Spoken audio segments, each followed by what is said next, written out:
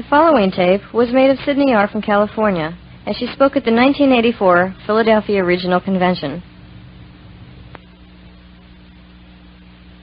Miss Sydney, and I'm an addict. Can you hear me back there?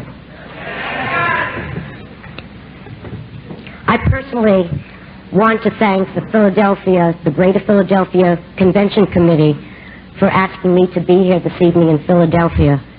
It's really a privilege. I want to tell you that I came in Wednesday, and as busy as they were, and it was insane, they have made me feel so welcome and so loved. I cannot tell you how much you're going to mean to me for the rest of my life, because the gift of Narcotics Anonymous, these years that I have been around, has been all of you people. I know so many people out here from the past years. We have done so much together and have shared so much together. And I want to just tell you all right now that I love you all very, very much. Love you too. I've got to tell you the first thing my old man said when he knew I was coming out here. And this is only my old man's opinion of me or feelings about me. He said, I told him, I said, Bobby called and asked me if I'd be the speaker in Philadelphia. And he said, oh my God, the gold of my ear of Narcotics Anonymous is going to the Liberty Bell.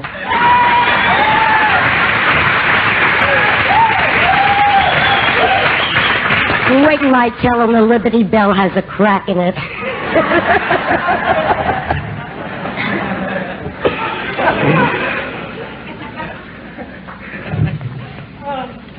In the middle of, I believe it was August of 1975,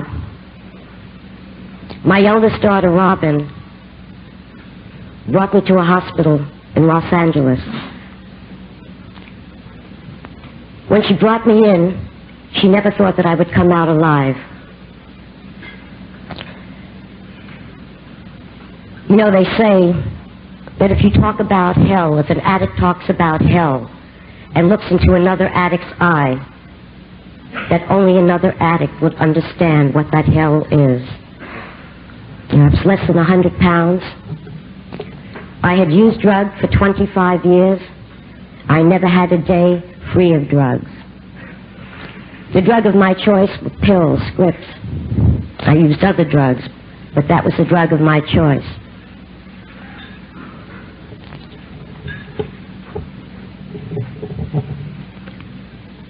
I got chills when I said that, because all of a sudden what happened was that I remembered for a moment my daughter bringing me into that hospital, and I don't remember how I got there. And what I do remember was a moment when I woke up in the hospital room, apparently, and the hospital was all white, you know, and the first thing I saw was all this white, and I said, my God, I've made it to heaven.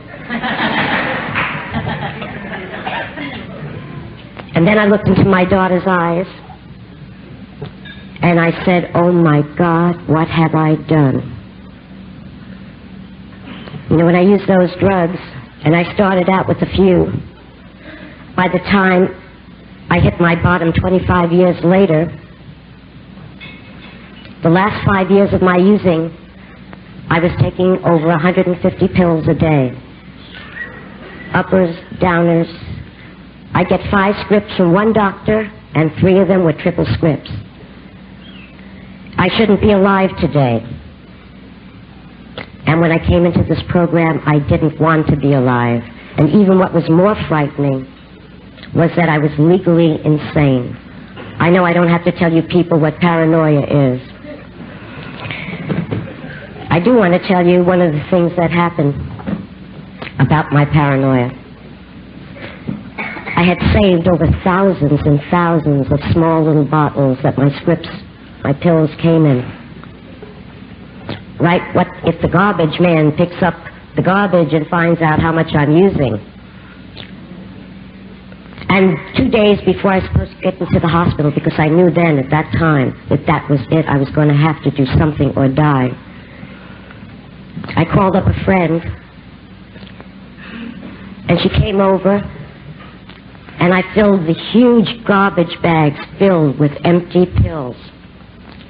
Then I put the garbage bag filled with the empty bottles into a suitcase, snuck that into her car, had her drive me to a market where they had those huge bins, garbage bins, went over there and took out half the garbage, in case anyone was watching me, threw my bag of empty bottles in there, and then the garbage over it. And you talk about pitiful. And that was just one of many, many incidents. I mean, 24 hours a day, I was paranoid. When the gardener came over and he was cutting off the hedge, I was sure he was cutting it to make it shorter so that he could look into the window. Now, I couldn't talk in a room without bringing someone into the bathroom and turning the tub on, the faucet on. You know. I was going to say that I was less than a vegetable, but that isn't true because a vegetable had more life than I did. You know. I lost everything except the love of my daughters. I had 3 daughters. And I remember watching them, the frustration in their eyes and in themselves, you know, when, Mother, can't you do anything? And all I could think of, oh God, if they would only leave me alone, if they would only give me enough, I'd be all right. You have enough. I had to have more than one doctor. I had around 6 or 7. And when I couldn't get enough, even then, you could go across the border in Los Angeles, you get anything you want there. I remember waiting until the last moment where I had just enough to get me there and get me back. And I went to any lengths to get my drugs.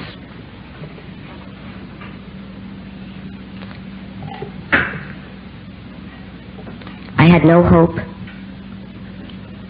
I felt a desperateness that today I still find hard to describe.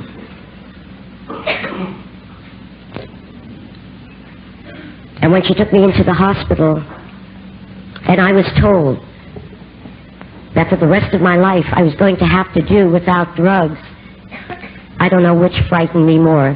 You know, today when I think back and I think, which was worse, the bottom that I hit or kicking? When you stop using those pills after 25 years of use, I sat in those chairs and I shook for 2.5 years in my clean time. When I walked into this program, you only had 1.5 meetings at that time in Los Angeles. Call it a half, no one went to the other half. When I went into that first meeting, people there didn't wonder whether I was going to make the program. They wondered whether I would live. You know, I want to just go back a little and give you just a little background. It's very difficult to give anymore because it's very difficult to go through 50 years, and that's how old I was when I came into Narcotics Anonymous. And today I'm 59. Just had a birthday last month.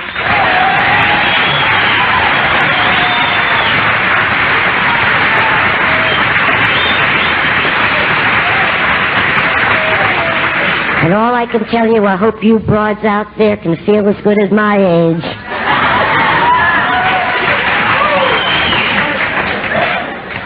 In fact, before I tell you a little about the past, I want to tell you, I don't believe in talking about relationships. They have nothing to do with recovery.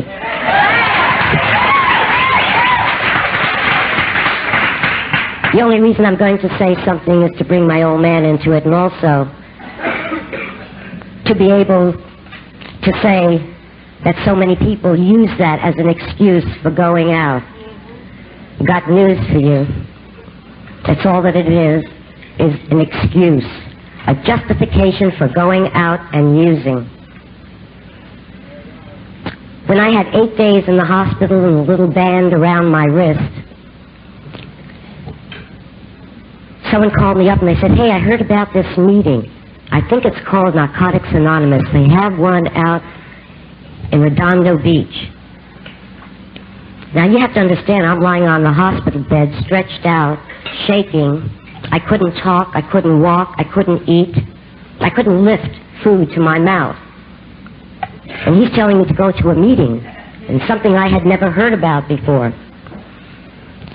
As it was, I called him up 7 times that afternoon. First I said yes, then I said no, then I said yes, and then I said no. And finally something in me said, Sidney, go for broke. And I called him up and I said, pick me up. And I walked into this room. It was funny because at Los Angeles Regional Convention, I was speaking to Bobby's sponsor and to my sponsor, our dearest friends, and I was telling them exactly who was at that meeting that evening, what everyone said. You know, my brain was so fried I couldn't even read a sentence, but I will never forget the feeling in that room. I walked into that room and I didn't have to substitute one word for another. I sat in that room and I heard people talking about using drugs. And I heard that there was recovery there. And I said, my God, there's someone out there who understands. And even though we didn't have very much of Narcotics Anonymous for the past 6 years, I myself have not had to go to any other meetings but Narcotics Anonymous meetings.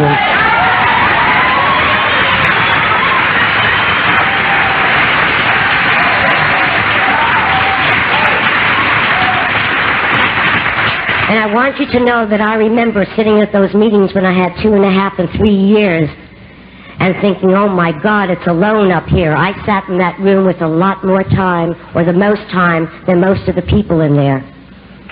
And I heard people saying, oh, I've got to have people around me, you know, with more experience. And I said, what happens if I leave then, supposing everyone else did that? Right on. Yeah.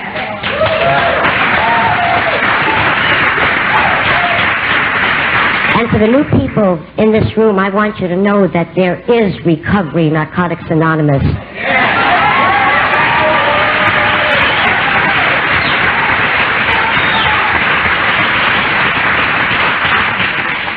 And my first love, and the passion that I have for this program, I cannot tell you. And how could you not have a love for a program that has given you back the gift of life?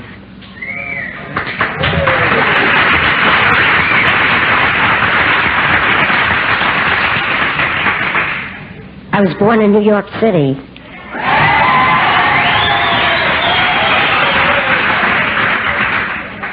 I love those accents. I lived 40 years in California and I can't get rid of my New York accent. And when someone says you've got a New York accent, you should see it get heavier and heavier and heavier. Love it.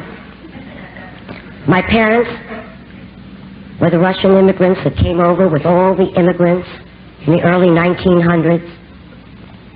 They suffered a great deal. In Russia at that time, they had a great many pogroms. And my parents and my 2 older sisters that were born there did go through a great deal of pain and suffering.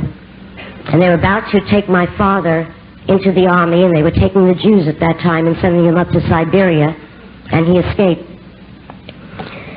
And through the underground, he came to the United States. And 8 years later, he sent for my mother and my 2 sisters. You know that I came much later. My 2 older sisters are 17 and 19 years older than myself. And I grew up, and today I know it, with 2 very, very beautiful human beings, my mom and my dad. My father, by the way, was 91 when he died. My mother was 87. So they lived long enough for me to learn how to forgive something that I did not understand and blame them so much all of my life. This program gives you the gift of not having to point your fingers to anyone. You know, my parents, my mother was very, very critical, very judgmental, and because of that I grew up with so many feelings, terrible feelings of inadequacy. I felt unloved as a child, and as a child I thought like a child, understood as a child, and I did not know that my parents showed love in a different way, and it didn't mean that they didn't love me. I grew up in a very religious home. My father, part-time, they had very, very small temples in New York City, in the West Bronx at that time. And my father was a part-time chazan, that's a cantor, a man who sings the prayers through the Torah, through the laws of God. And I rebelled against that religion. I felt it was being forced down my throat. I was brought up with a punishing God, you know. All I heard was, God is going to get you. Why can't you play violin the way your cousin Helen plays the violin?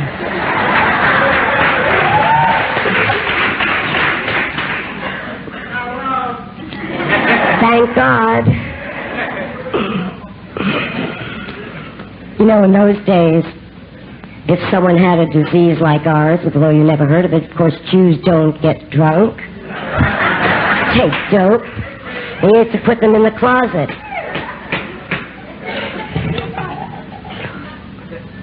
My signaler, never. But with these feelings of inadequacy that I grew up with, and I'm talking about severe inadequacy, I'm talking about so afraid to speak up, so afraid of this person that could never do anything right, so afraid of this person that this God that I knew about was going to punish me. And so what I did was I overcompensated, and I built up an image of myself, a facade, you know. And I wouldn't let anyone see those feelings of inadequacy. I wouldn't let anyone know about the feelings of guilt and of shame. Man, I don't know about you, but shame was my second name, you know.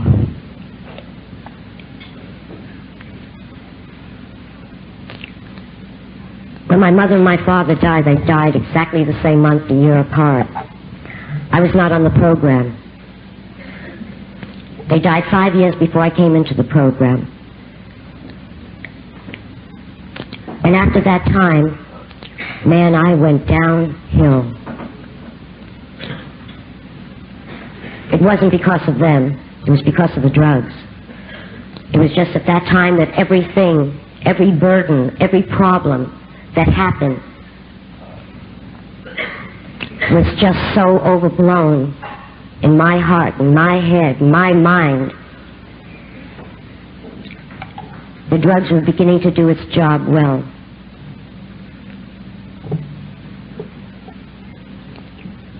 I want to talk to you about something that happened not too long ago. Because what happened then is so much a part of what recovery in Narcotics Anonymous is all about for me.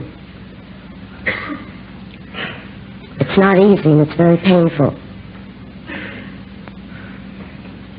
17 months ago, my beautiful 29-year-old daughter died. Her name was Leslie.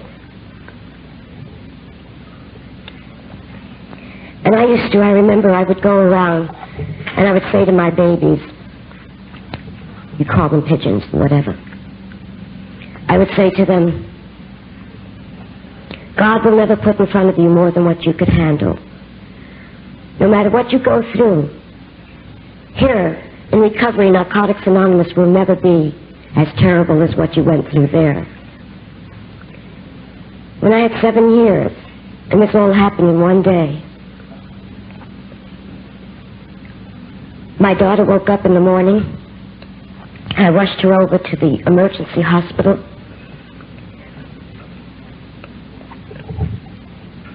She was there for 5 hours and they gave her every conceivable test. And they couldn't find anything wrong and they sent her home. And a few hours later, without any idea of what was happening, she died in my arms. I thought that I had experienced every kind of pain that a human being could experience.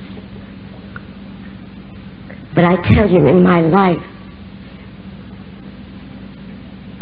I have never experienced anything that was so painful, so agonizing. I loved her so very much.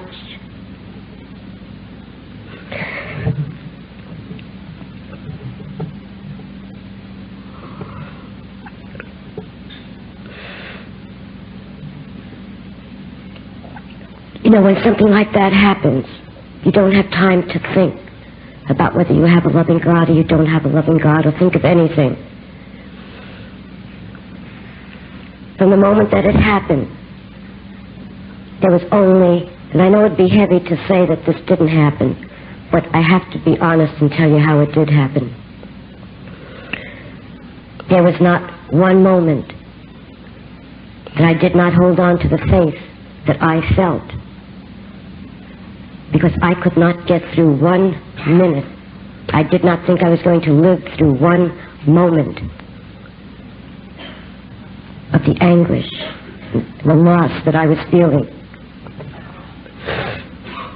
Many of you know her. Many of you that have been to our home, L.A., I know how much you all loved her. And I tell you, from this beautiful girl, one could learn courage and what love was about.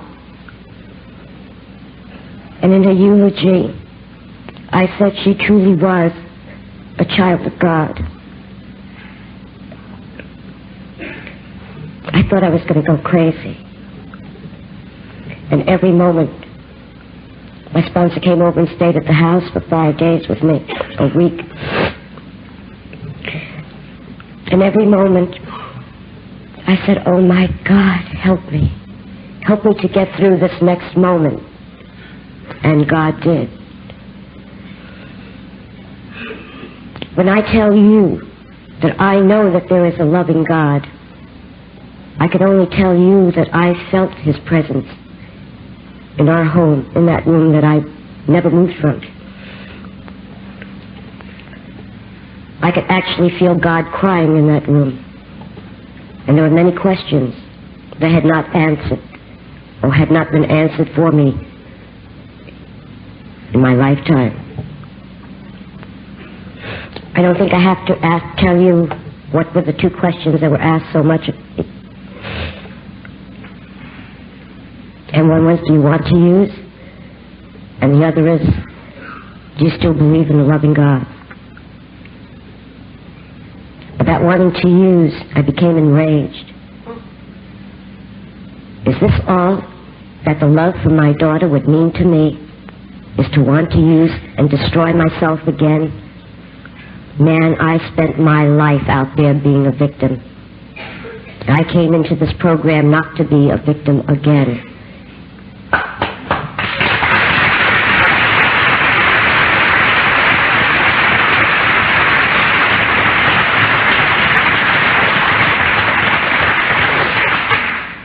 And about God, I had absolutely no doubt as to this loving God, but I had a great deal of searching to do. You see, at that time, if I would have said that I did not believe I had a loving God, my love for her and the pain, the anguish was so great. My love for this program so great, that how do I justify this loving God that we have in our program of Narcotics Anonymous? And what I began to understand were a number of things.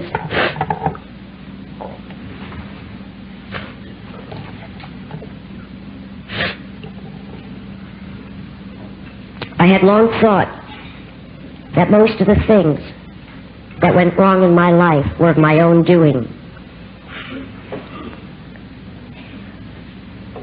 But then there came other things. How come an airplane goes up in the air filled with people and just those particular people die or crash, die? You know. How come some innocent children are killed by a man or a woman or whoever? Why this innocent child? Certainly this loving God that I believe in does not test me.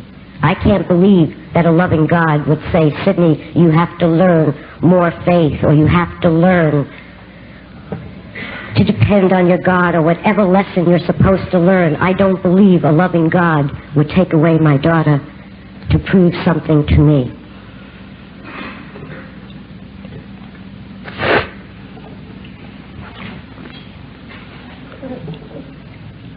And what I began to understand is that the very things that give us life on this planet,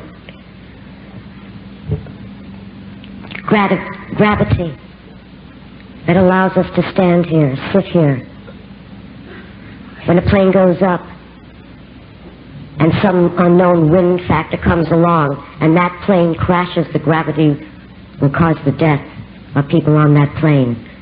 But it allows all of us to live here on this planet. You talk about the killer that goes out and kills this innocent child. God gave human beings free choice. And it's that person, it is not God, that goes out and will do that deed. And I began to understand nature's law, life's laws. And they had nothing to do with what God wanted for us. But I do know one thing, that we have a loving God, and that no matter what happens in our lives, this loving God will help you go through it where you never have to use again, no matter what it is. I guess every mother's, parent's dread is the thought of losing her child. And I didn't know what the future was going to hold. A few months after Leslie died, my sponsor and I were driving in the car, and she said to me, "Sydney, you know, we were so concerned, we thought you were going to lose your mind." And I looked at her and I said, God would have helped me through that also, because that is all that I knew I had. If I was to let that go, I would have nothing. And let me tell you, left to my own devices, without the program of Narcotics Anonymous, I would be out there so fucked up, or better still, I would have taken a gun to my head and ended it sooner. Nothing can convince me or make me feel otherwise. My oldest daughter said to me, she says, "Mother, where's the justice?" She loved her so much. She said, "Mother, where is the justice?" She said, "Life isn't fair." I said, "You're damn right it isn't fair. That's the way it is." And then later on I thought, Sydney, I ask all of you this, do you really want justice? Would you be willing to pay the price for what you have done to hurt another human being in your life? And I began to understand after 7 years the first step of Narcotics Anonymous, and the reason why I was so afraid of that step, because I knew I had no control, no power over my life or anything that happens in life. And until you experience anything like it, you begin to understand the depths of these steps, and it's not something that you just read that sounds so simple to repeat, or you memorize it and say, I've done it, I've got it. That's not what the steps and the conditions are about.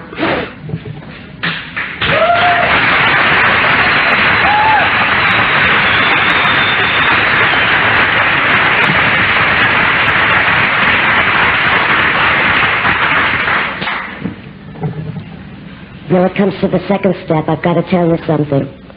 I think the first step that most of us forget as we get into recovery, into clean time, is the second step.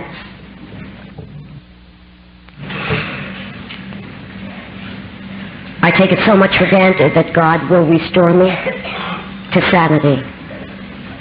I have found it ever so important to find out what the insanity is I'm supposed to be restored from.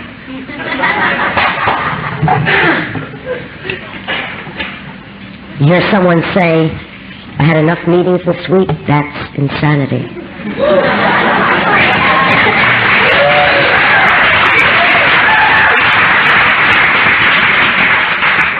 Hear someone say, I'm going to go down and visit the old neighborhood,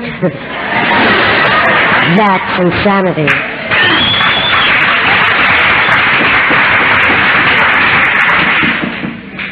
It is so important. I could go on and on with the insanities. It is so important to be able to recognize what the insanity is. to surrender my life to a loving God, I took it back just as fast at the beginning. And self-deception had me believe that I had completely surrendered it. And that was that I was through with that step. Self-deception means that we lie to ourselves. And I really had to learn. I had to learn everything. It was not easy. There always has to be a beginning to learning. I wanted the answer the day before.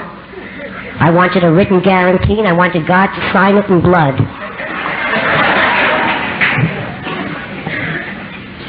And I had to learn patience. I want. Great takers. I swore I would never do my fourth step. How dare these punks tell me? I've got that buried so nicely all those 50 years, and yet telling me to stir this up? They're out of their minds. Those punks taught me a hell of a lot. And let me tell you the value of that fourth step that we're all so frightened of. It was there, in doing of the fourth step, that I was able to see my character defects. I was able to see the people that I had harmed. I was able to see where patterns, destructive patterns, had started. The patterns that kept going and going and became such a great part of my life that that's all I knew how to do, was to destroy.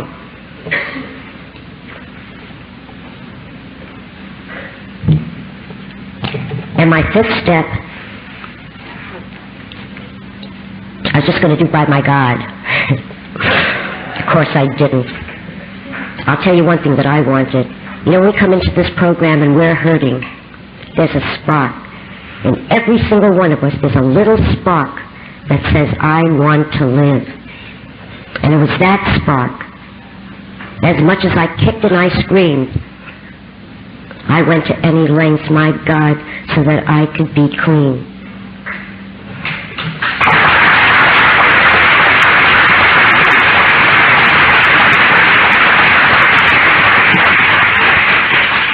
Another two steps that so many of us seem to forget, or we go over so quickly, to 6 and 7 steps.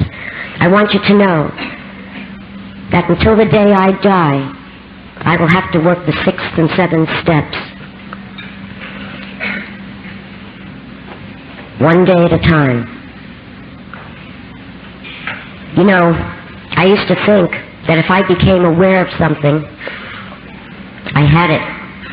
Let me tell you something about awareness. Awarenesses are like assholes. Everyone has one. Now what are you going to do about it? Because every single step means you take an action. They talk about just a few steps having action, or action steps. Every step that we have means you take action. God will do 99% of it for you, but you've got to do that 1%, and you've got to do it to the max. You've got to earn clean time. You've got to earn the gifts that this program can give you. I've shared a great deal of pain, and I've shared a great deal of sorrow with you here this evening. But I want to tell you something else. Not only before Leslie died, but now, soon afterwards. There is so much joy. I don't believe that God put us here to suffer. That is only part of living. There are so many gifts, and you think about the love that we have here in this program, the care, the concern. I can accept you, you can accept me with all of our character defects. Where else in the world can you have that? We learn to be forgiving, not wait for forgiveness first. We learn to be understanding, and it is more important than to be understood. I spoke in another state a few days before I came here, and there was a little girl there, a young woman, who had 5 days. And she started to speak. And she said, oh my God, she says, I'm hurting. It's too hard. I can't do it. It's too hard. It's too painful. And I spoke to her after the meeting and I said, you're damn right, it's hard. You can't expect to be out there all your life killing yourself and then walk in and there's a magic wand that takes it all away, man. You've got to earn it. You know?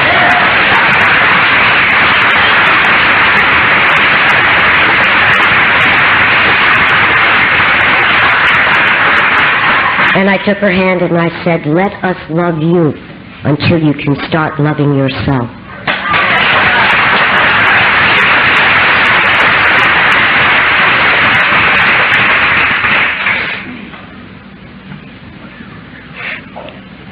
Eighth and ninth step, of course, that one, another one I was never going to do. I had a very hard time with that because I always tried doing that step, coming out looking good. Man, I'd sit there and I would shake and I would think, now how can I justify this one? But of course, I want to say I'm sorry, but do you remember what you did to me? And then all of a sudden, right, a spark, a light came along, said, Sydney, you're supposed to be sincere. You know, you're supposed to not want to hurt another person again or do this thing again. You know, it was so easy for me to say I'm sorry. It was a different thing for me never to do that again, hurt that person again in the same way. My 10th, 11th, 12th steps, my maintenance steps. Well, I don't know about you, but I came into this program, I used to call it, what was it? I used to call it procrastination. I used to love it. Procrastination. I went into a 10-year depression when I found out that was sloth. Evening would come along and I did not want to do, oh well, I have too much to do, I got to help this chick, you know, or that, you know, God, I'm sorry, and all that.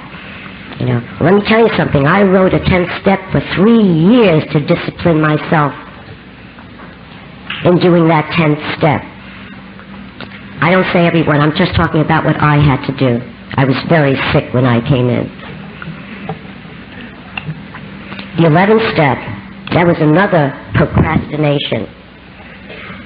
As Barbara was saying last night, you could lie down in bed and do it. God understands.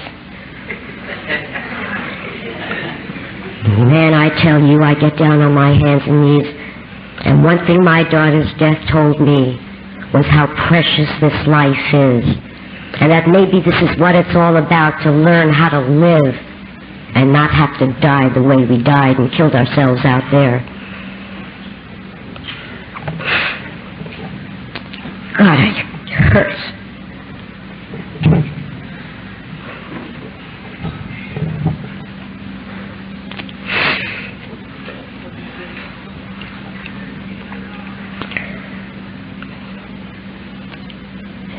You know,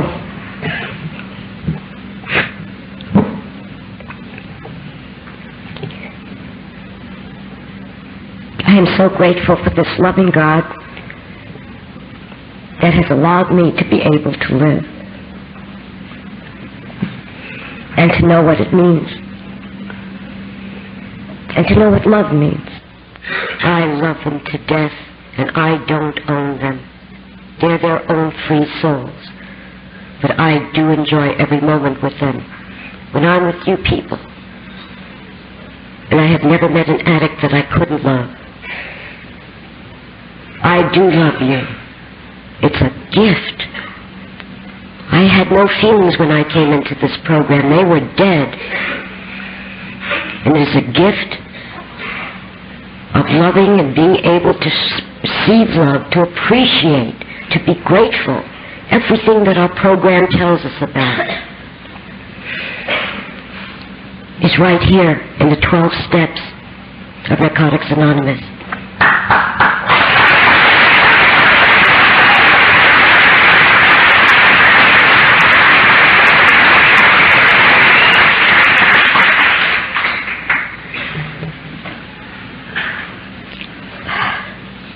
and get into the 12th step.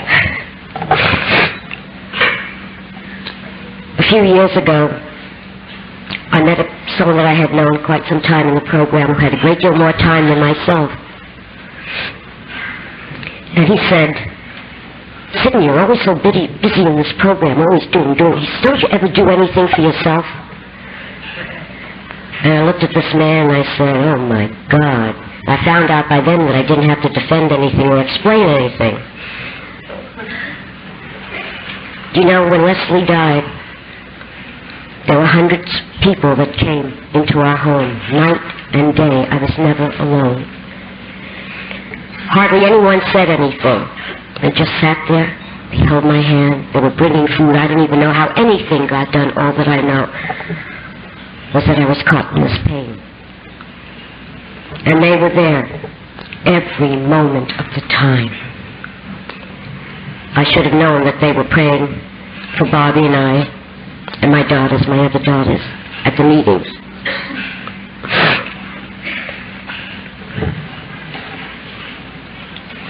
At the funeral there were, I don't know, maybe around 200 people.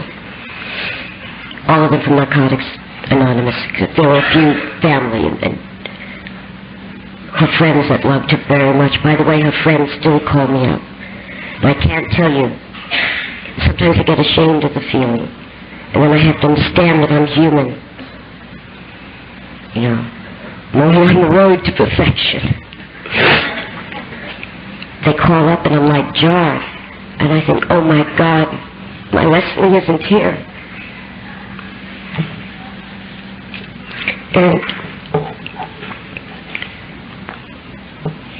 And people say, my God, what you do, Sidney, in this program? I said, forget that. We do things not to pat ourselves on the shoulder. We do it because we're supposed to be doing it. Because we must give back what was given to us and give it with love.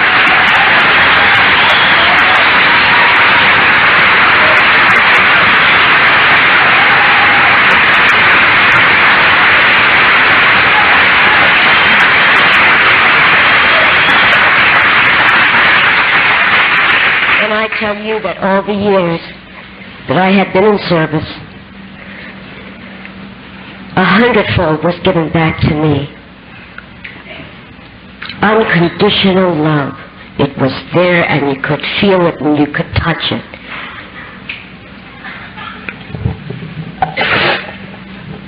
You know, I could go on and on and on and talk about this program of Narcotics Anonymous that I love so much. Before I close, there are a few things I want to say. I want to say especially to the new people here this evening. You don't ever have to go out and use again. I know.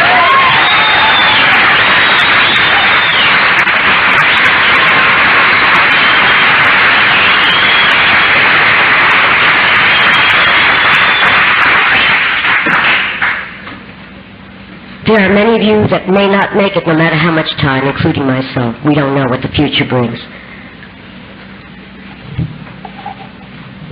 You've heard us say over and over again that we have no answers, but there is an answer. And the answer is in the 12 steps and the 12 traditions of Narcotics Anonymous and the principles of this program.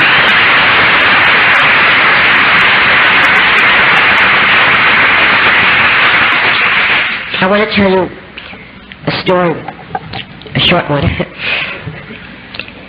Some of you have heard it. I know Roger's heard it. But it happened very close to here. It happened when I was a very young girl. I was around 16 or 17 years old. My mother took me out to Lakehurst, New Jersey, right? For the Christmas vacation. It was snowing and the lake was frozen over. And I got up this one day and I was dressed warm and I went down to the lake and they were skating. And the sun started to come out. And I said, we're going to take a nice walk. New York, you walk. LA, you don't. And I was walking and I was walking and I was walking. And all of a sudden, I felt something. I looked around and everything looked strange and different.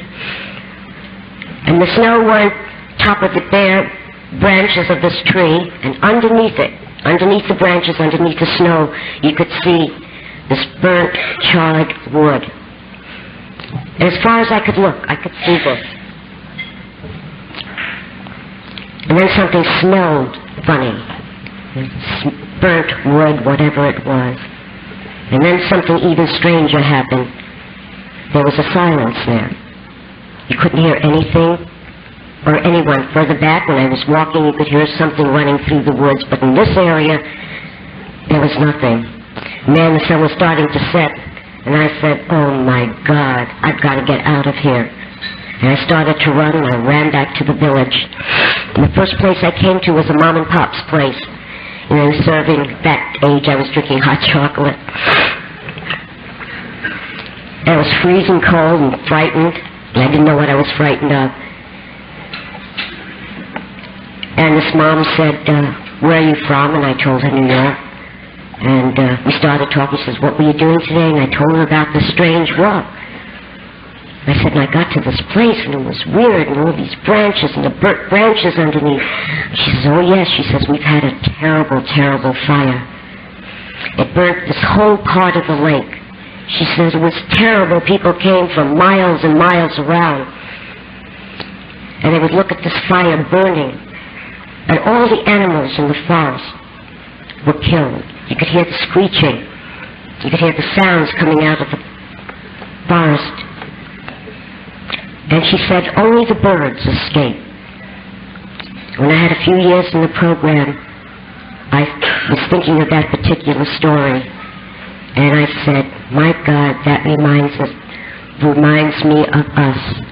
Aren't we like those birds that escaped that wreckage in that room, only to find a home here in Narcotics Anonymous?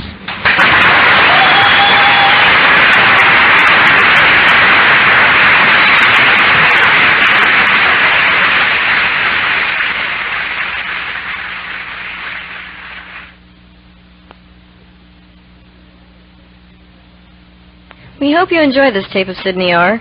Talks from other NA members can be obtained from the World Service Office at the address on the tape.